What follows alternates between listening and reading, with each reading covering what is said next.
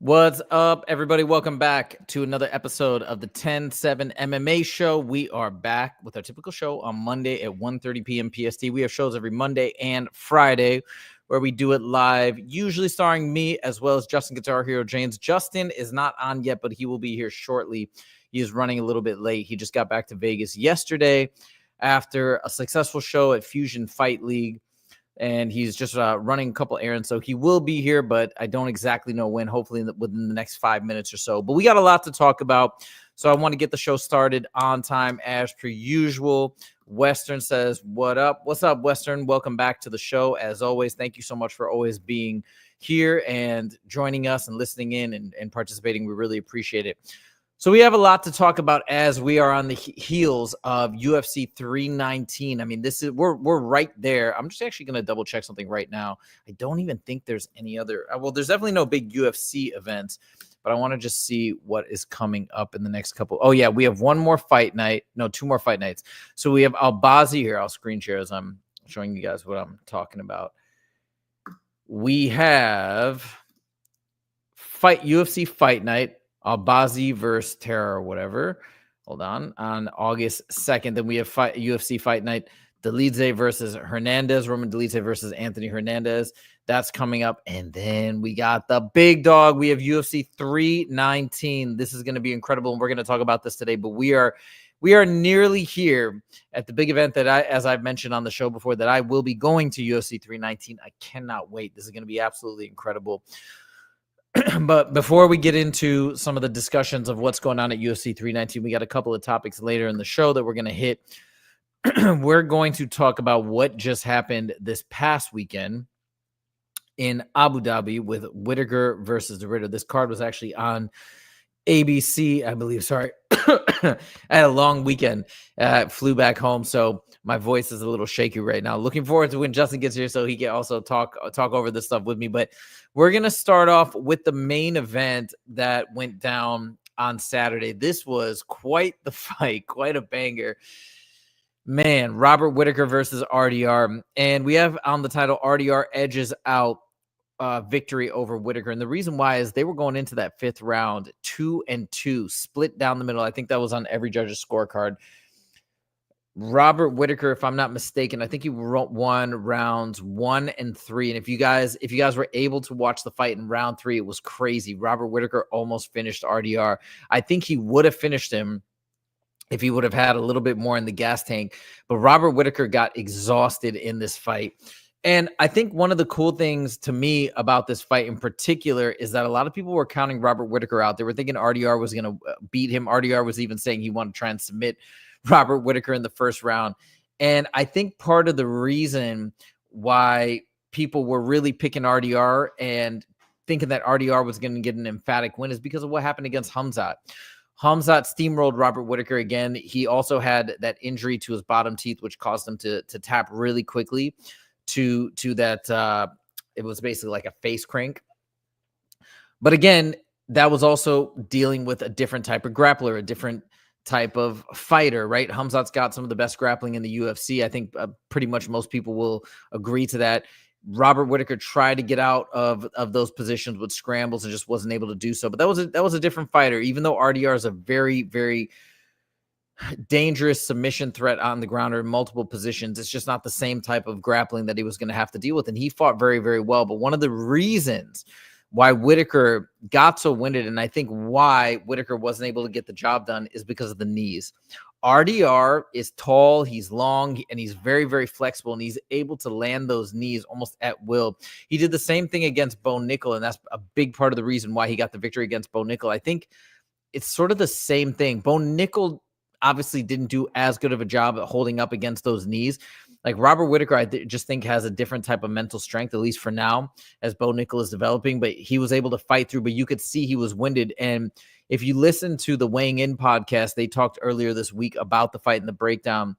And Big John McCarthy was saying that he thinks that's why Whittaker was so winded. Those knees over and over to the body that RDR was landing, they just kept taking the wind out of him, and it really, really slowed him down. That being said, he nearly got the finish in round 3, but RDR is so tough. He pulled through, and RDR, I think he even said he barely remembers round 3. So just a testament to Whittaker. But For those of you guys who are counting Whittaker out or thinking he's on the decline, I think this proved otherwise. RDR, to his credit, was able to stay in there and get the victory. But again, it was a split decision. I think most people, though, feel like RDR rightfully won.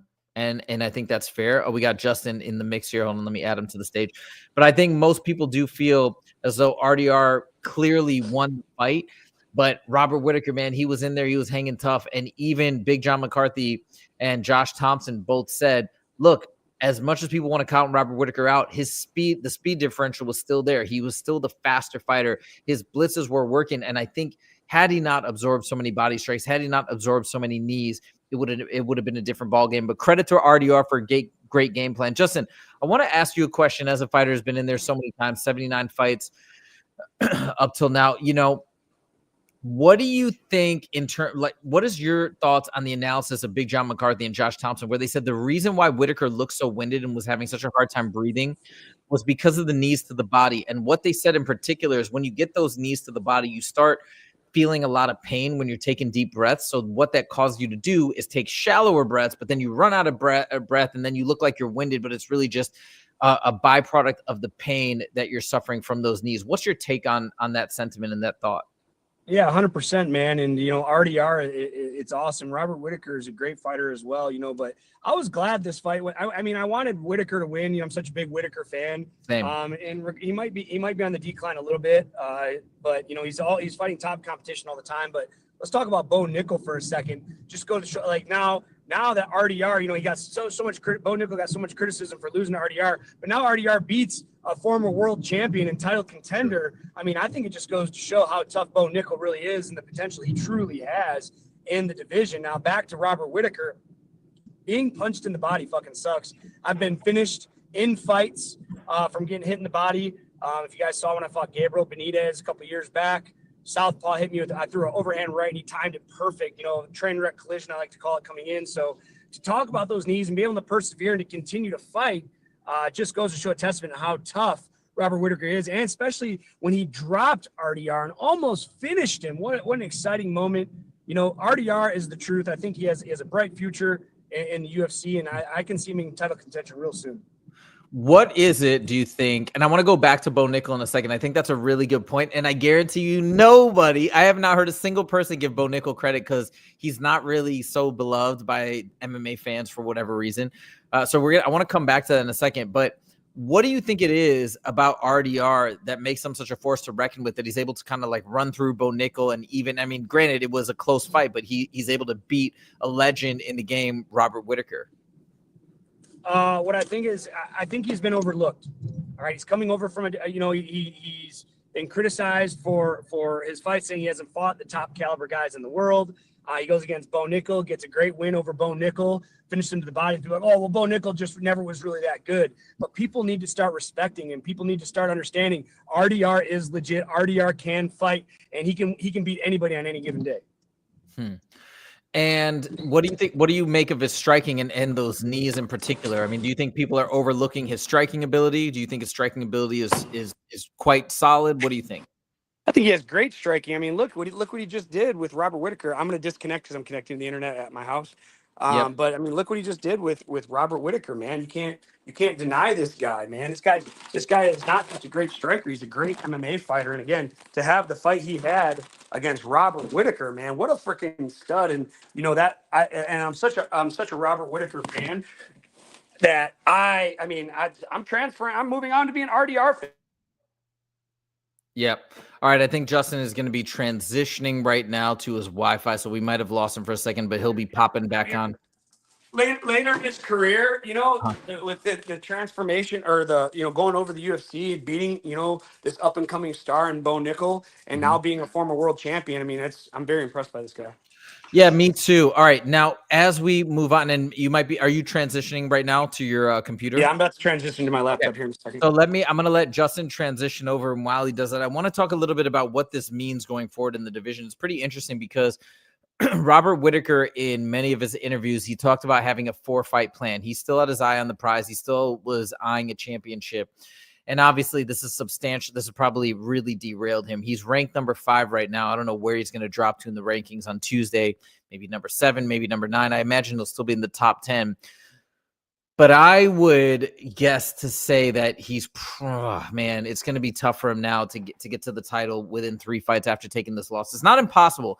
It's possible, but I think it's going to be highly unlikely that he's going to get back there. So that leads to the next question of who is Robert Whittaker going to fight next? Will he continue to fight? I think he will, because I think he's still got a really great contract, and he's probably making a ton of money, and that's going to be hard to walk away from. So I think we're going to still see him in there maybe 1 or 2 more times. We shall see. I could be wrong about that, but maybe first we need to talk about who would be next for René de Ridder RDR. What I'm going to do is I'm going to pull up the UFC middleweight rankings right now. Hold on 1 second, guys. And then as we pull up these rankings, here we go. Whoops. Wrong thing. We're going to talk through and see what makes sense for RDR's next fight. One thing he called out was he wanted to get the winner of Justin. Hey Justin, we hear you, but we don't see you. All right, I'm working on it. Okay. So as and I'm going to do a quick screen share here 1 second. We're going to add this over here. I kind of want to talk through what I think would make sense for the next fight for RDR. So as we look through the rankings right here in this column under the middleweight division, one thing he said was, hey, I want to fight the winner of Duplessis versus Khamzat. That's happening in just a couple weeks. That would be an interesting fight, but I don't think that's what's going to happen. We've got Imavov scheduled to fight Borralho, and I think the winner of that fight is probably going to get that next title shot, which would make sense. RDR is ranked number 13. Granted, he just beat Robert Whittaker at number 5. Is that going to put him in the number 5 spot? Number 6, number 7? I don't exactly know right now. So we'll have to see how that pans out with the rankings, but I just don't think he's going to be next in line to get a title shot. So where does that leave us? That leaves us with some of these other guys, right? We have Sean Strickland. We have Israel Adesanya. That would be a really cool fight, by the way. I'd love to see him fight Izzy. I'd love to see him fight Sean as well. I'm very curious to see how his striking style, I feel like that'd be a tough fight for Sean Strickland. I want to ask Justin when he pops back on, because as you guys know, he trains with Sean Strickland at Extreme Couture. Justin, okay, we were just talking about this. I want to ask you this in particular. We're trying to I'm thinking about what would be next for RDR after this incredible win. I don't know where exactly he would be placed in the rankings, but would you be down, of the people that are available, right? Who would you like to see RDR fight next? Sean Strickland, let's say Israel Adesanya. We know the rest of these guys. Pretty much everybody else is matched up. I guess Brendan Allen isn't matched up. Paulo Costa just fought. That would be an interesting fight too. So let's say I don't think he's going to want to fight Paulo Costa with that win over RDR. But who would you like to see him next between Sean Strickland and Israel Adesanya? Israel Adesanya for sure. Sean Strickland's suspended right now. Yes. So, I mean, that's the only fight that makes sense. Suspended indefinitely. I know he's looking for a boxing match, but I think Israel's the way to go. I don't think this guy needs to sit on the couch too long. I think he needs to jump right back in there, and what an incredible matchup, what an incredible striking fest it'd be for Adesanya. I think Izzy would be a great matchup. Man, I don't know. I think Izzy's going to have a hard time. RDR is such a interesting striker, and then obviously in the grappling department, he's going to be severely outmatched. I don't know, man. It's cool, but then Izzy's got that great takedown defense, and RDR, we saw him shoot on Bo Nickel and do his thing there and get him down, but I don't know. I think that's an interesting matchup just for fun. I know that Sean, and we're gonna get to these comments. I see the comments coming in, guys, left and right. We're gonna go through all these in a second. I know that Sean Strickland suspended. I was there when it happened. So was Justin. He was commentating, so we're well aware. But just for fun, how do you think RDR matches up against Sean Strickland with his very unique style? I don't know, man. I think he matches up good against him because Sean's going to be coming in with those teep kicks, but those knees are so brutal, and I don't think Sean has been hit with knees like that that could really compromise him going forward, because Sean has incredible gas tank, and that's the thing with those knees. They're going to take that gas tank away. The other thing that's fascinating to me about the Strickland versus RDR fight is we'd finally see Sean have to deal with some grappling and some wrestling and some potential takedowns. And everybody says, you included, how good Sean Strickland is in the grappling department, but he just never shows it because of his fight style and who he's been matched up recently. So actually, the more I'm like equally hyped for RDR versus either of those guys. Obviously, my ideal setup would be Izzy versus Sean. I want to see that rematch very badly, but I don't think it's going to happen because of that indefinite suspension. It looks like Izzy would be the only viable option, and that would be a lot of fun. Let me go through some of these comments really quickly, guys, because we got a lot in here. Agent Salamander looks, I don't recognize that name, so you might be new. Welcome to the show. He says, these are friends. You talk about me and Justin, because yes, that is true. Slappy the Pool Boy is back. Can you imagine if Chimaev got dropped and won a split decision, how much pushback he would get? Oh, God. Yeah, all the Chimaev haters. There's like more Chimaev hate, and Chimaev's one of the biggest, I feel like, got one of the biggest fan bases, just based on the social media following in the UFC. MMA Joey talks about it a lot in terms of being a non-champ. He's very popular, but yeah, a lot of people dislike Chimaev for whatever reason. It's just when you're a big star, it just attracts kind of like both sides of the fence. But yeah, there would be a lot of pushback in that case. AR Ryan says, where's Justin? He's right here. He's back. Slap at the Pool Boy, RDR versus Fluffy Hernandez. What do you think about that? I think RDR kills him. I don't even think it would be a fight. I mean, that's too much of a step up in competition. Yeah, I think it's too much step up in competition. I mean, Kevin Holland is a good fighter, but I mean, he barely beat Kevin Holland. He was a huge underdog. RDR finishes him, I think. And he's too sloppy with the way he punches like this. Like that's I don't know how that worked with Kevin Holland, but like I said, when I was watching the fights, I was with Dennis Davis, head coach of Extreme Couture, Nate Pettit, one of the best striking coaches I've ever worked with. And we're kind of like laughing at him. We called it, the prison style. And we're all just running around the house doing this the rest of the night. So I just don't think that would fare well against RDR. All right. Western says, why is Strickland suspended? Oh, I guess you don't know. I made a video about it. He stormed the cage at an event for Tough Enough, where Justin was actually commentating. Justin was right cage side, and he stormed the cage at a fighter named Luis Hernandez, who's actually 6-0, I think, as an amateur. He's actually a legend. He might be coming to the UFC soon. We'll see. Or no, sorry, not as an amateur, 6-0 pro. Excuse me. Six finishes, 5 first rounds, and that was the second round finish. Dude, Luis Hernandez is a bad dude. But yeah, Sean, he basically made a obscene gesture towards Sean Strickland. He did not take Kylie to it. He stormed the cage and he threw a punch at him in the cage. So he is suspended indefinitely. AR Ryan says, I reckon Izzy's going to beat the crap out of. Oh, you think he's going to beat the crap out of RDR? That's interesting. I mean, I'm not saying he couldn't. I just feel like that's a weird style matchup. And I feel like that style matchup would favor RDR. But yeah, obviously, Izzy can do lots of crazy, amazing things as he's done in the past. So I do think it would be an interesting matchup. And Izzy's got that amazing takedown defense. So I'd love to see it. Hey, Ryan, where are you from? Hey, Ryan, yeah. I like that. I reckon. I like that. Are you from Oklahoma? Oh, Oklahoma always say I reckons. Welcome I missed to the that. show, man. Appreciate you. It's also kind of like a British thing too, I reckon. You know is it really? Okay. We also have Western says, please hit the like, y'all. That would be great. Andrew Nance is back. Let's effing go. Let's go. And A. Ryan does make a correction to that. Fluffy Hernandez already has a matchup. Thank you for mentioning that. And Andrew Nance says the boys are back. Okay. Like, share, sub, member up. That's right. We do have a membership. By the way, if you guys do want to become a member now, we got several members, which is really cool. And what the perks of membership are is you're going to get training videos from Justin Guitar Hero. Jane's right here. We've got, I don't know, like 20 videos up so far.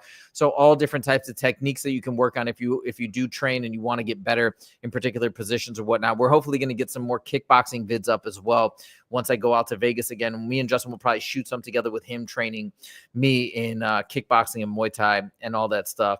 Western says, standing in a river, smoking and recovering from annual gathering with the bros. Okay, very nice. And a couple people said we need emojis. I'm going to work on that. I'll design those emojis for you guys, special emojis. We'll get them up soon. And yeah, let's keep it going. Now, RDR lost. RDR won. We got some. I think that Izzy matchup will be great. Justin, who do we see next for Whittaker? Let me go back to the rankings here. Let me throw this back up on the stage. Who do we think would be an interesting matchup for Whittaker? Let's say he drops from 5 to, let's say he drops to like 8 or something like that.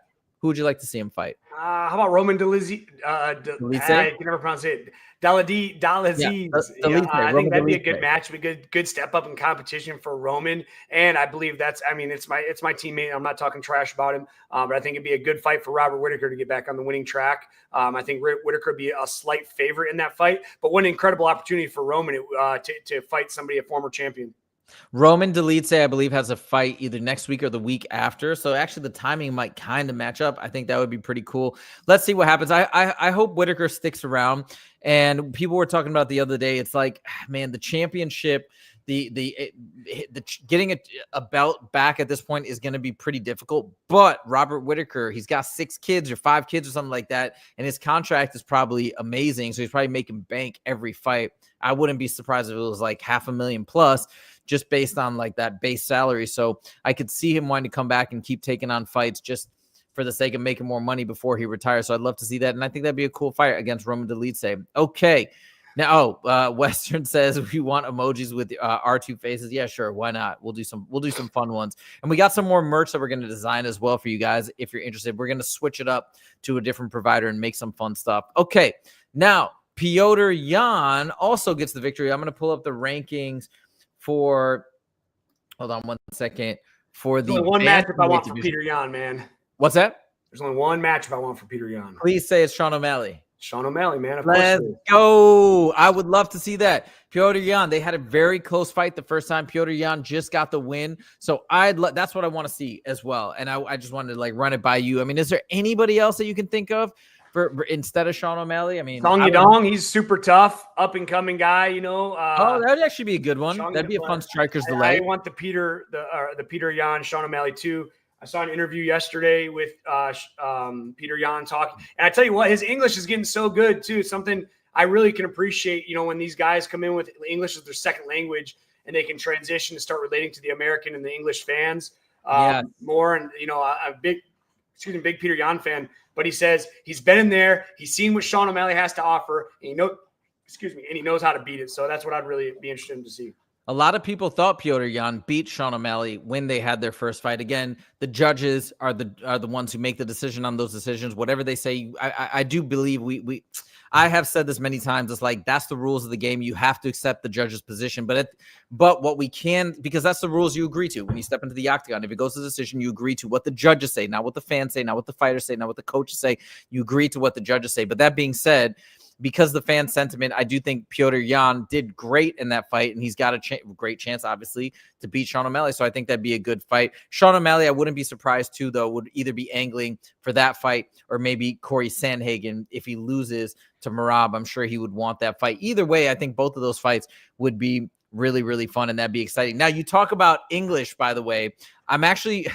Let's jump right ahead since we're pretty much in agreement straight away for who's next for Petr Yan. But, man, we got to move to the fight of the night, in my opinion. Shara Bullet just having an unbelievable performance in the middleweight division on Saturday. By the way, did you watch the entire fight for Shara Bullet's fight? No, I did not. I saw highlights of it. I saw a lot. He's become a meme.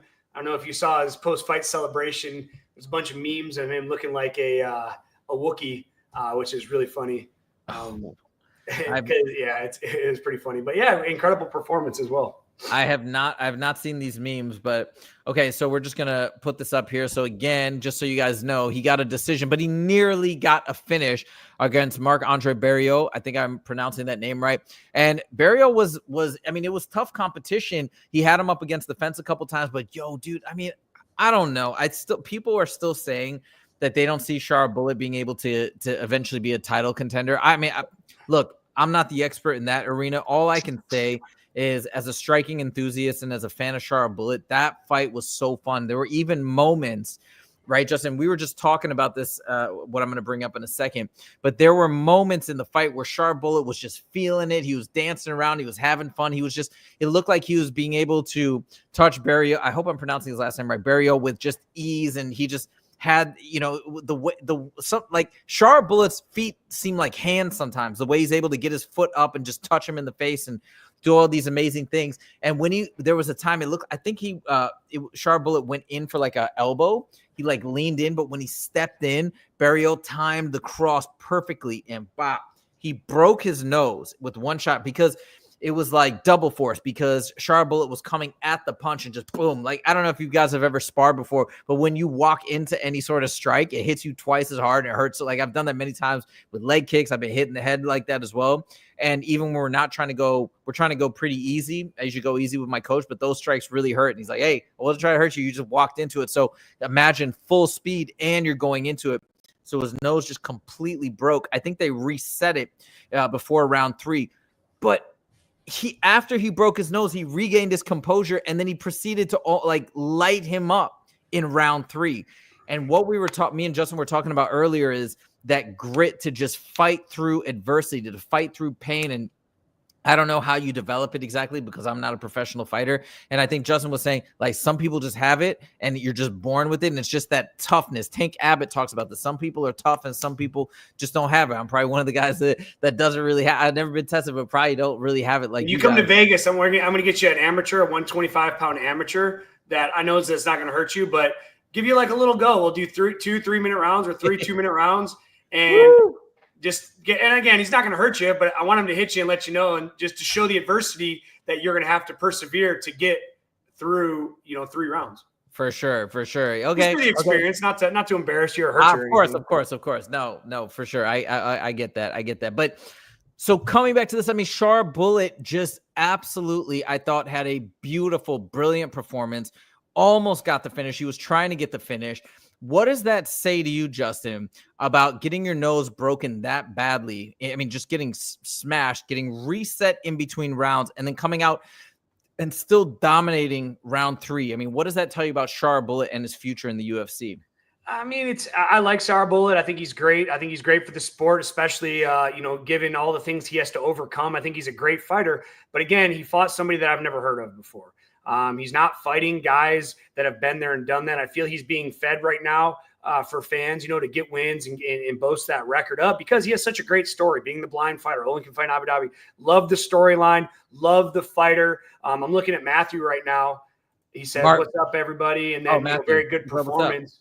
Don't know if we've seen. Yeah, appreciate you coming back to the show. But I'm kind of with Matthew right now until, dude, the guy's super durable, super tough. And I agree with that testament of you either have it or you don't, because there's so many great fighters. We just were talking about it before the show. There's so many great fighters that are so technical and so this and so that. But once the lights are on, they get hit once, they crumble. And Shara Bullet is not like that. This guy is a dog. This guy can fight. This guy's as tough as nails. But can he make it to the top of the division? His division is stacked with killers. I mean, I know he's overcoming being blind in one eye, but how long can he overcome that? Because that is a serious challenge to overcome. And, I know he I don't know, man.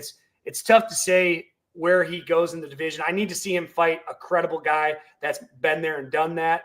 And when he does that, and, depending on how he wins, if he wins, then I'll be able to make a better judgment. Because, again, his last couple opponents I haven't really heard of.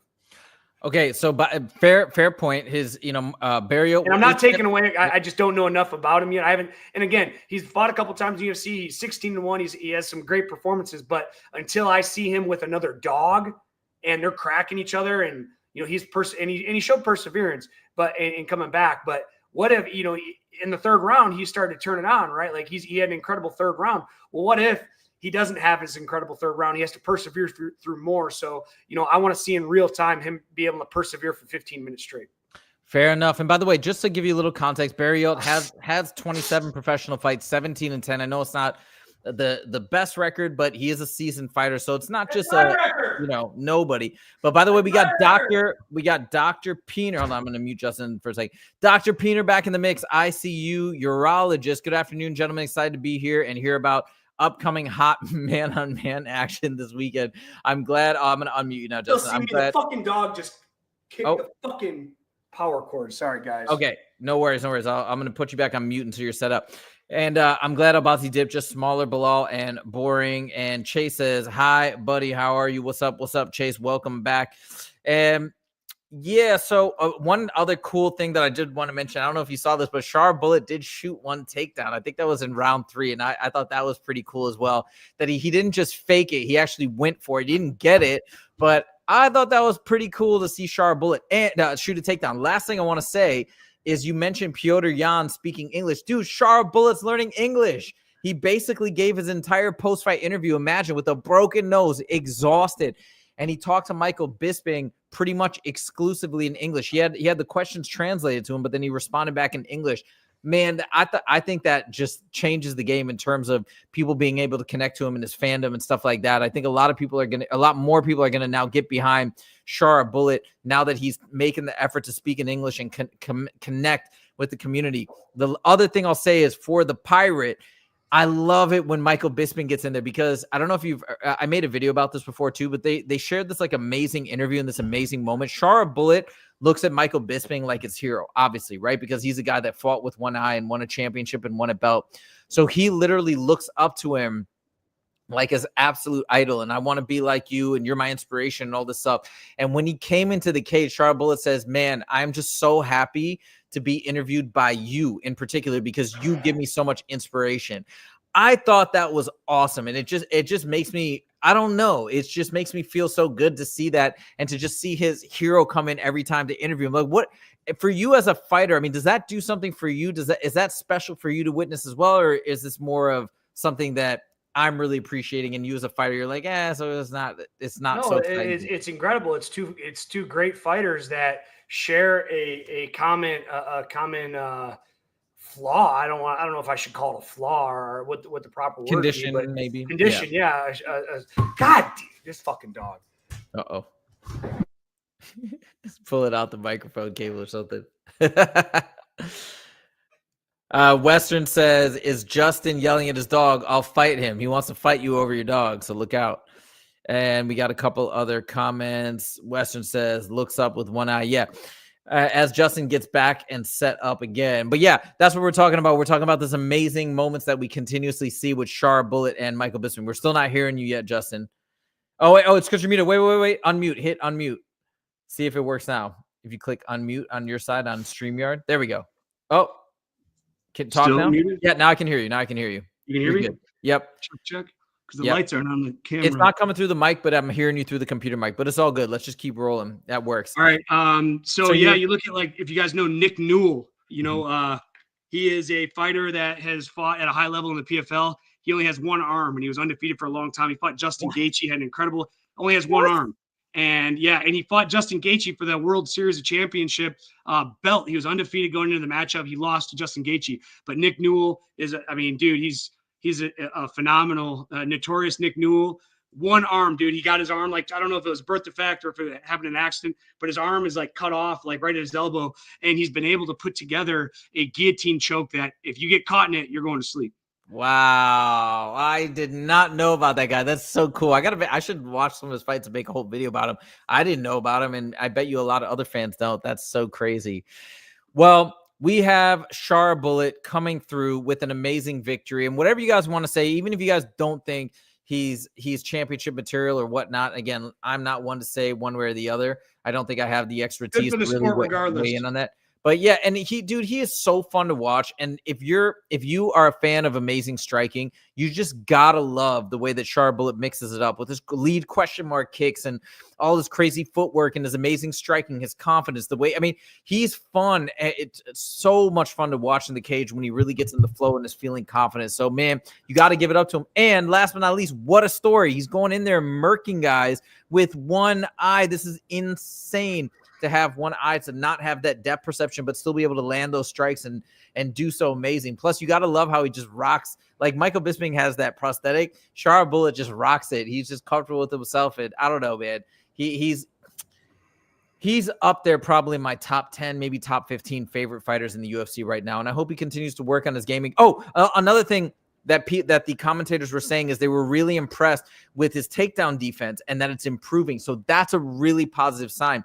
Even though his opponent, Barriot, was trying to hold him up against the fence and grapple with him, he showed a great development in terms of being able to get out from those positions against the fence. Western says only one front tooth as well. Is that true? I don't know if maybe that's true. I have no idea. But hey, in both cases, then that's a double disadvantage. So more props to him for that. Okay, now we got to move on to topic number 4. Bryce Mitchell is back. MMA Guru picked Bryce Mitchell to get this victory, which I was shocked in the bantamweight division. But Bryce Mitchell, after his last loss to Gene Silva, moved down in weight and they matched him up against, now take this with a grain of salt, they matched him up against Said Nurmagomedov, but he's not really related to Khabib or like that family, but he's got that crazy last name, right? That strikes fear in everybody's mind. But he goes out there and he gets the victory and he grits it through, and it wasn't a pretty victory. And even Bryce Mitchell said it himself, you know, it wasn't pretty. I really had to put it all in there. And he said he's never been so beat up and felt so much pain after a fight than this fight when he fought Said Nurmagomedov. But he got the victory and he's back and he's a force to be reckoned with in the bantamweight division. Truth be told, I thought Bryce Mitchell was going to lose. I was watching a bunch of highlights of Said Nurmagomedov, and I'm like, dude, they're leading him to the slaughter. He's gonna get wrecked. He's gonna get submitted. He almost did get submitted with the guillotine, but he persevered and he won. Justin, are you excited to see Bryce Mitchell now almost have a rebirth in the bantamweight division and get this victory over Nurmagomedov? Not really a Bryce Mitchell fan. I don't really care for his post-fight stuff. I think he's a great fighter. You know, every time I've worked with him or he's been at the gym, he's always been really nice to me. But it's not somebody that I get really excited about. I think his style is kind of lackluster. He's kind of a lay and pray kind of fighter. He's not knocking guys out. I think he's good for the sport because, again, just because I don't like him doesn't mean I don't think he should be in the sport. But he gets a lot of controversy before, which sells tickets, you know, whether you want him to win, want him to lose. A lot of people are tuning in to watch him fight. I'm not saying I want him to lose. That's not what I'm saying.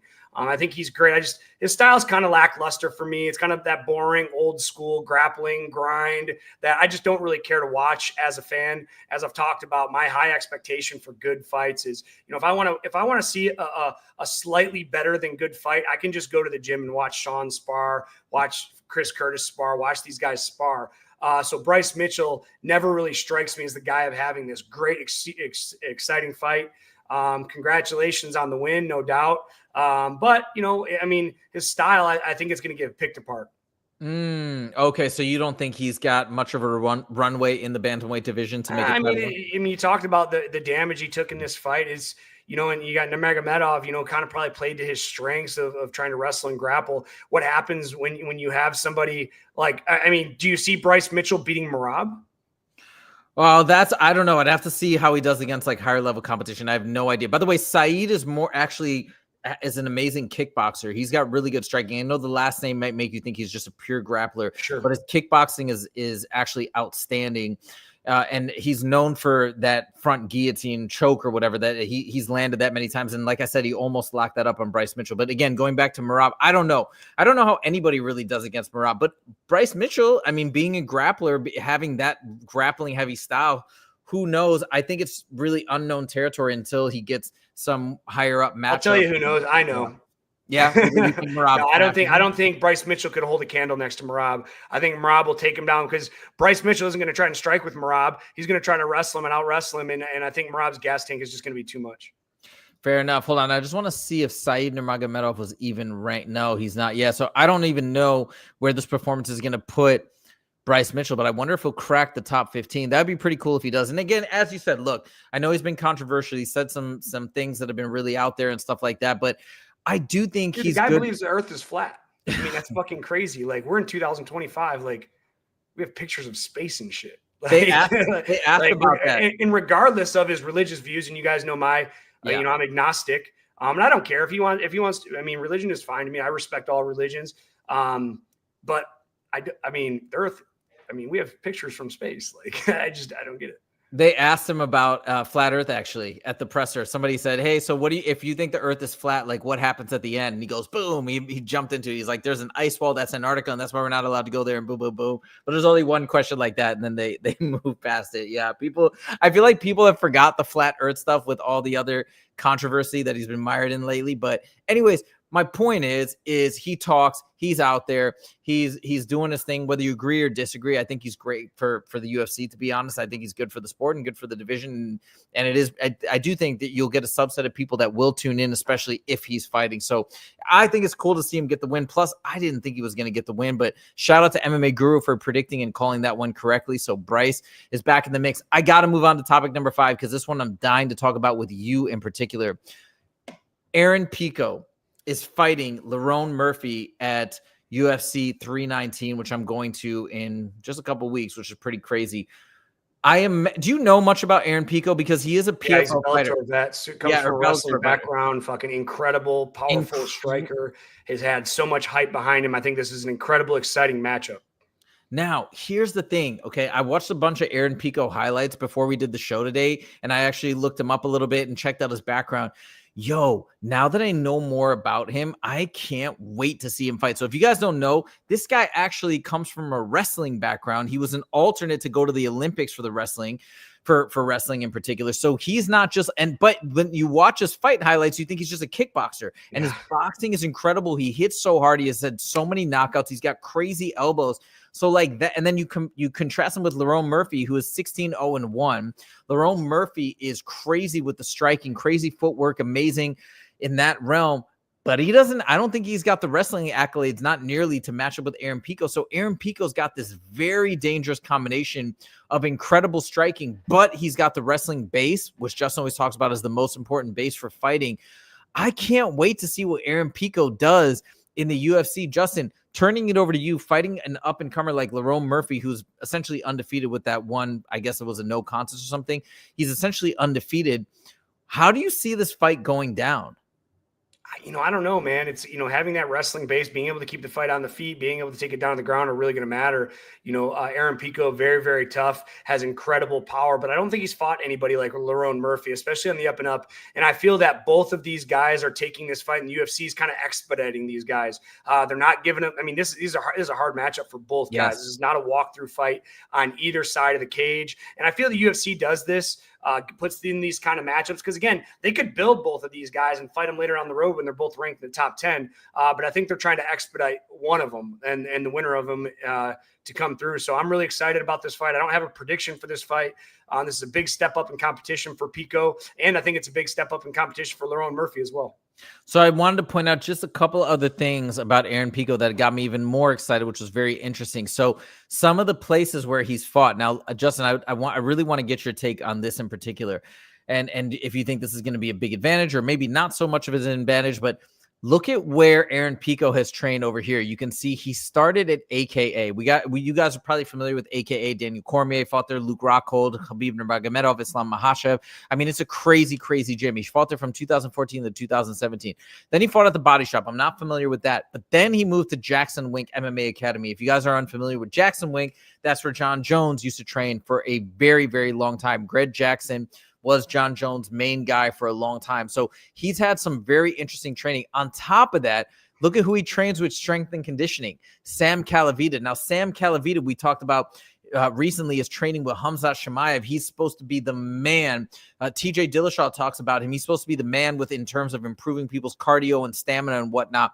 So it seems like he's just worked with these all-star coaches and teams. Look at this. He's even done boxing with Freddie Roach. And if you watch the Aaron Pico highlights, his boxing in particular is insane. I mean, I just look at all his accolades, blue belt in Brazilian Jiu-Jitsu, the wrestling, all that stuff. He just seems like a force to be reckoned with. When you look at this resume of all these places he's trained and people he's worked with, does this say something to you, Justin? Or is it like, Lerone Murphy's probably got a great team? It doesn't say that much to me. Yeah, I mean, anytime you have those kind of guys behind your back that are teaching you, Freddie Roach, how incredible Jackson, man, what one of the best coaches ever in the game. It's like, I mean, the guy's learning from the best in the world, and that's why he keeps winning and knocking guys out. I believe he has like 9 knockouts out of like 13 or 14 wins. Hold on, let me actually go to his record here. And we got somebody new in the mix, MMA Anomaly. I like that name. He said Jackson Wink MMA was the MMA Mecca. MCCA, I believe you mean. But I know what you mean. In North America for years. And he also says, what's up, WMC? Oh, so maybe you're boys with Western. Awesome. Western, thank you for bringing somebody else over here. Really appreciate it. Where's John Jones training now? I'm actually not sure.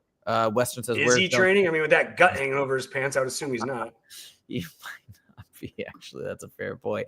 But okay, let's look at how many fights he's finished. I think we will be able to see this in Wikipedia. All right, so let's look at the last few fights. Right at the top. Oh, yeah. Okay, oh, there we go. 9 finishes by knockout, 2 by submission, and 2 by decision. Wow, so he's like a finishing machine. He's finished 11 fights out of the 13 wins. That's crazy. But let's look at the last few, right? So there's that decision against James Gonzalez. Again, I don't really know these names because I'm not as familiar with PFL and Bellator. Jeremy Kennedy, super, super tough. Oh, yeah? Oh, God, he's so tough. And that's who he lost to, it looks like. Shoulder injury. Oof. That's tough, right? Because that's kind of like maybe the shoulder got damaged. And then I almost remember him winning that fight until he got injured. I can't remember. Like, well, he was ahead in the fight. I can't remember exactly, though. Well, it looks like he probably went back to his corner because it says round 1, 5 minutes. He probably went back to his corner, and then maybe they threw in the towel or something because of the shoulder injury. So I don't know. But when I looked at that resume, especially Coach Calavita, as much as TJ Dillashaw has been talking him up lately, I was just like, man, this is very, very interesting. Plus, you look at this highlight reel. I don't know. I cannot wait to see this fight. I'm so happy it's the co-main for a fight that I'm going to. Really, really stoked. MM Anomaly says, yeah, Western referred a friend and got me here. Let's go. Well, let us know what you think of the show in the comments. We always love to have new people here and hope you enjoy them. Hope you like it at the end enough to subscribe. Now, last thing we're going to talk about, we're just going to talk about some of the odds that are cropping up for this Khamzat against DDP fight. We put up a survey not too long ago on the channel. We got like over 100 votes in who people think is going to win in this main event, Khamzat versus DDP. Even Justin weighed in and said he believes DDP is going to get it done. I, of course, am on the other side. If you guys have tuned in for a lot of this, I'm a big Khamzat fan, and I do believe Khamzat will be victorious. But looking at the odds right now, Khamzat is a minus 179 favorite, which is, about like a 65% favorite to win, something like that. So Justin is the gambling expert. Justin is the man when it comes to odds. Justin, when he says expert, I'm an expert at losing money, guys. Let's keep this in mind. That's what he means. But Justin knows the odds. He likes to bet on fights, and he has a lot of fun with it. I don't do that too much. Oh, look at this. MM Anomaly just subbed. He didn't realize Justin had a pod, but I'm locked in now. Yeah. Oh, you know Justin James? Yeah, have you been following his fight career? But yeah, this is Justin. Appreciate your support, man. Thanks for coming in, checking out the show. We're having a fucking blast here, guys. We're approaching 2,500 subs. You guys, that little off subject, Huzaifa has made some incredible videos as of late. I had a couple that we're getting a little bit of traction, but not like his, man. He's a video expert, guys. And if you guys have any video ideas that you want us to make, guys, please give us ideas. My biggest, Huzaifa is super into like the news and shit. I'm into the drama at the gym. But if there's any videos that you want one of us to make or either of us to make, let us know. Yeah, let us know in the comments. We're always reading them. I've gotten a bunch of video ideas from our subscribers and people commenting, so we really appreciate that. But Justin, let me turn it over to you. At this stage in the game, we've got these types of odds. I mean, they're not crazy, right? It's not like minus 550 or recently we've seen it with Dakota Ditch of a minus 3,800, right? Something crazy like that. Obviously, it wouldn't be that because we know DDP is so dangerous, but what is this what do you think the odds makers are seeing right now that they're putting Khamzat, who's not even the champ, right? Putting Khamzat at a minus 179 favorite against DDP. I think they're seeing the quick finish, with Robert Whittaker. I think they're seeing this hype train behind him that can't be derailed, kind of like the idea you have of Khamzat. And one thing that one of my gambling coaches, dude, I'm such a degenerate that I actually have a coach for gambling. I have a coach for poker. And, one of the lessons it's dude, I don't like to lose money, man. I just happen to do it. But, one of the guys that I consider a coach, he's a personal friend of mine as well. We've had him on the show before. Hype trains get derailed, man. And, Sure. When you got all this hype and you're going for a championship in your first fight and you're almost a 2-1 favorite. I mean, there's a lot of pressure in that too. And I'm not saying that DDP is going to win for sure. That's not what I'm saying. But I am saying the value on the line for DDP. I mean, you're getting plus money on the champion who's constantly a dog in all his fights, and he keeps finding ways to win. And it's hard for me. I've lost so much money going against him. I can't go against him anymore, man. And for Khamzat to come out almost a 2-1 favorite, it just tells me that let's get some money on DDP. By the way, we got a comment from King Turzy. He said, did you hear what Brendan Schaub said about Khamzat? He was a Khamzat hater and saying he's blown away with what Khamzat is doing in training, starching dudes and dog walking world-class guys. No, I got to check that out. I want to hear those comments. I haven't checked that out. I feel like Brendan Schaub has been on a tear lately, doing some really good commentary, making some good videos. So shout out to Brendan Schaub. We know he just started a show with our boy Jesse on Fire. So go check out their show together. I've checked out one of their episodes and I really liked it. So congrats to those two doing their thing. But yeah, I'd love to watch that video and see. I think it's great that more people are just giving. I just want to see people give Khamzat his fair due with what he's done. I feel like he's a polarizing guy, right? Some people who are anti him take these little tidbits, and I might be on the other side, right? I know I've been criticized here by Johnny Monday, who I think he might have even left the channel. I don't know what happened, but I've been criticized for me being on one side of being super pro Khamzat, and I mean, whatever. I'm a fan. That's like the fun of the sport. We get to be biased. I'm not claiming to be a journalist or an unbiased source, right? Like I'm a fan of Khamzat. But anyways, I like to see that somebody who maybe previously was not on the Khamzat train now jump on there for the right reasons, right? Looking at what he's done and looking at it through a somewhat objective lens and giving him his fair due. But King Terzi and I, we're both big Khamzat fans. We cannot wait for the showdown and cannot wait to see what happens. And look, if DDP wins, I'll be the first to say DDP is the man and what a legend. We'll see if Khamzat can bounce back at some point. Maybe we'll have to take another fight. I mean, anything is possible. And I'm not saying that it's impossible, but yes, I do believe Khamzat will get it done, but we'll see. Justin, what were you going to say? If he does win, if he beats Khamzat, and let's say he beats him convincingly, maybe it's a decision, but he wins like, say, 49-46. Yeah. Would you consider DDP one of the greatest middleweights of all time? I would. Me personally, I think beating Khamzat would be a massive accomplishment because I think it will get more impressive as long as Khamzat stays in there and keeps training and fighting.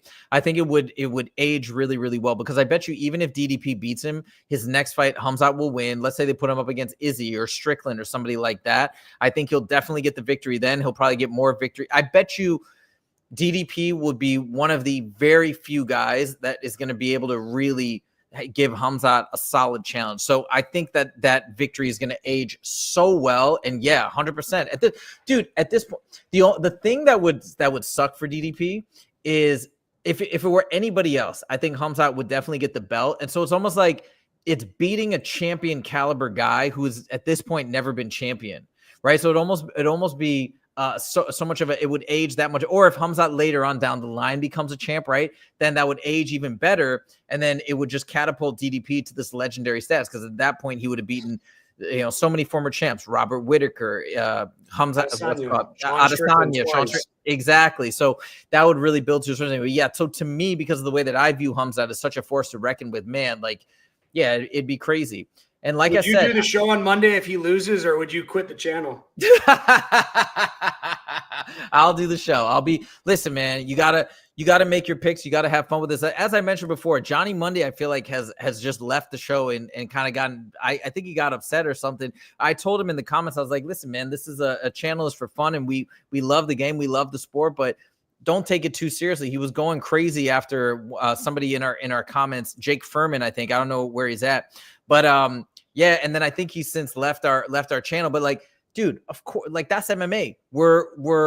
We're in this for the sport, and that's what we love. It's like it's not a foregone conclusion. Even if it was, remember Dakota Ditcheva was minus 3,800, but anything can happen in a fight. That's why the sport is so amazing. So of course I'll be back here, and I'll be bummed because I want to see Khamzat finally get to the top because I've been waiting for that for so long. I feel like he could have won the belt in 2021, and now it's 2025, 4 years later. So for Khamzat fans, it just feels so delayed for him to finally get a shot. So I hope he gets his fair due. Look, DDP's already been champ. He's already done amazing things. So that's how I look at it. But however it goes, it goes. And as I've mentioned many times on the show, DDP is my second favorite fighter right now in the middleweight division. Yeah, for sure. Of course. And not in the whole UFC. How cool is that? How cool is that though? Like you to watch your two favorite fighters live in the main event. That's going to be awesome. I'm jealous.